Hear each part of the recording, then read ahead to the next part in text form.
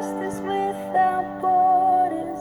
Let me walk upon the waters wherever you would call me. Take me deeper than my feet could ever wander, and my faith would be made stronger in the presence of my Savior. Spirit, lead me where my trust is without borders. Let me walk upon the waters wherever you would call me. Take me deeper than my feet could ever wander, and my faith will be made stronger in the presence of my Savior. Spirit, lead me where my trust is without borders. Let me walk upon the waters wherever you would call me. Take me deeper than my feet. All right, I'm gonna stay here all night and listen to this song. All right, so listen, folks. Tonight, right now, I want to talk about Proverbs chapter 24, verse 10. We're gonna dive right in. And the proverb says, "If thou faint in the day of adversity, thy strength is small." Let's say this again. Solomon is saying, God is saying, by means of Solomon, "If thou faintest in the day of adversity, thy strength is small." Translation: if you give up in tough times, you're weak. Translation: if you shrink back from challenges, you're a coward. Translation: if when times get tough, you cower, you shrink back, you hide, you run, you're a chicken. You're a chicken-hearted. That's it. You're chicken-hearted. That's what this. If you could only be strong in good times, you ain't strong. I'm gonna repeat that. If you're strong in times of comfort, you're not strong. If you are bold when there's no fear around, you're not bold. If you are courageous when there is no challenge to test your courageousness, you're not courageous. If thou faintest in the day of adversity, thy strength is small. It's tiny. It's a fraction. Life is about rising up to the challenges. Life is about facing your greatest fears. Life is about overcoming difficulties. Life is about getting knocked down and when you're knocked down and you're down there, you're still working. You're still toiling. You're still doing, even when you're down, you're still toiling. And what I mean by that is that,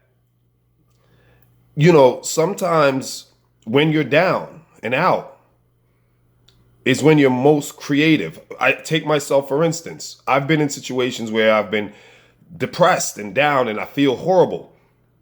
And my writing, because I like to write, that's what I do. I love writing stories and poetry and so on and so forth. And I found that in my most darkest, depressive moments is when my pen was extremely inspired. That's what life is about. Taking your losses, your failures, your downs, your adversities, and transforming them, utilizing them, allowing them to be instruments of instructions as opposed to instruments of destruction. Instruments that construct instead of instruments that destruct. Your hurt, your pain should serve as a utensil and or tool of construction, not a utensil and or tool of destruction. It is your choice. You make a choice as to what you want this seemingly adverse situation or seemingly negative situation, it's your choice to determine what will you make this situation or the circumstance or this event or this condition, what will it serve? What purpose will it serve in your life? Will it construct? Will it engineer? Or will it destruct? The choice, again, is yours. If you faint in a day of adversity, your strength is small. Folks, adversity does not build character. There are two schools of thoughts. I've mentioned this in previous videos. There's two schools of thoughts. One is adversity builds character. I am not of that school. The second school, adversity reveals your character. I am of that school. Not only I am matriculated into that academia. I am matriculated into that institution of education. I am matriculated into that highly philosophical thinking. I do believe that adversity is a revealer of your character. It is not a manufacturer. I'm sorry. Adversity don't manufacture your character. It reveals your character. I believe that. I wholeheartedly co-sign that because, folks, again, in times of pleasantry, in times of pleasure and comfort and leisure and all of the good stuff that life has to offer, I don't know you. I'm going to say that again. When you and I are out and we're having a swell time, we're in the land of milk and honey. We're in the land of milk and honey. We're in the land of milk, honey, financial assets, and a whole lot of money. I don't know you.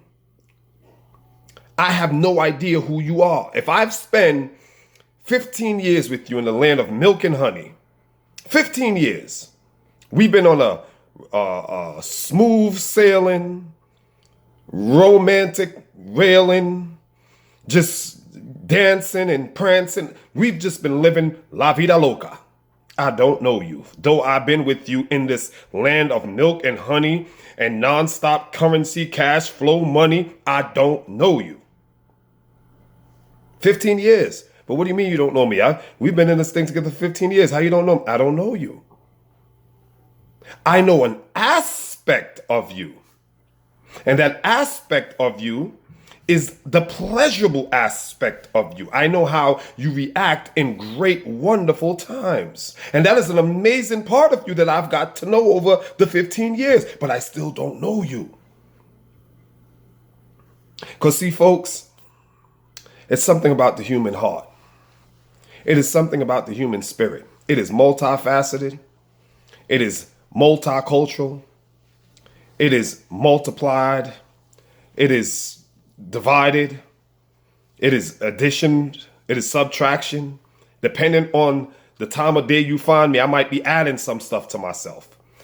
Depending on the time of nighttime that you might find, I might be taking away some stuff from myself. Depending on the weather that you find me in, I might be multiplying some stuff by myself.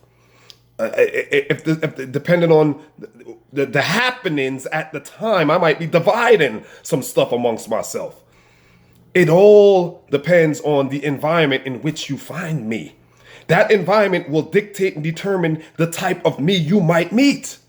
So if you and I are in an environment that is amicable, an environment that is not hostile, but is friendly, docile, I might know this part of you. And this part of you could be wonderful. But I don't know you until we've been through some stuff. I don't know you until the sun goes down and the storms come out. I don't know you until that milk and that honey has run dry and that money has gone. I don't know you until the car that we were driving and wheels done fell off. There's no gas in the tank. The lights are gone. The mortgage is about to be late. I don't know you. I don't know you until we've gone through some trials, till we've been battlefield tested, bulletproof. I don't know you. I don't know how you are going to react when pressure comes. I know how you're going to react when pleasure is here. We've been enjoying pleasure for 15 years. But I don't know you when pressure shows up. I don't know your personality when adversity comes. I don't know what face or what hat you're going to wear when the lightning and the thunder start striking. I don't know you.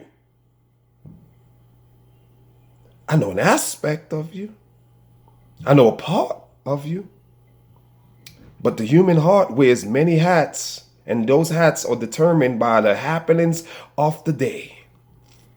Those hats, coats, cloaks, jackets, shoes, pants, the whole attire that the human heart wears is all dependent and determined and contingent upon the weather at that time and that moment. But I don't know you. Until I've been through some stuff with you, till we've been battle tested, till you and I have gone out into battle and we've built a bond. We've bonded in times of difficulty. See, folks, it's interesting about life. An adverse situation can do one or two things. It can break a unit, or it can bond that unit. It can build that unit. They say it's a saying you hear that if soldiers are in battle together and they might be from two different divisions, they don't know each other, and they end up meeting each other on the battlefield and they fight against the enemy together. They have each other's back. Should they make it back home, their friendship will last for a lifetime. They will never, ever forget each other. Because there's something about going through, facing death, staring down the barrel of a gun with your comrade and surviving that ordeal, to say the least, that yokes two people together. Knowing that your life is in his hands and his life is in your hands, and together you are embracing each other. And you guys are protecting and fighting and say all for one purpose. And then when you get back to civilian land, you get back among civilians, the bond that you have built, forged under that crucible, that hot, fiery, steamy situation, has made a bond of a lifetime. Now, well, I'm not saying that me and you got to go out there and go to war physically in that literal sense. But understand this. If you and I have not survived any test, if you and I have not passed any tests together, if you and I haven't swam through any raging waters together, if you and I haven't stood side by side, hand by hand, back to back, front to front, and battled against the enemies of life, and battled against some phone bills and light bills and your car notes and mortgages, and if we ain't battle against our haters, if we ain't battle against those who would want to divide and conquer us, if we ain't battle, I don't know you. I have no idea who you are. If thou faint in the day of adversity, your strength is small. Be strong, folks. Till next time, peace.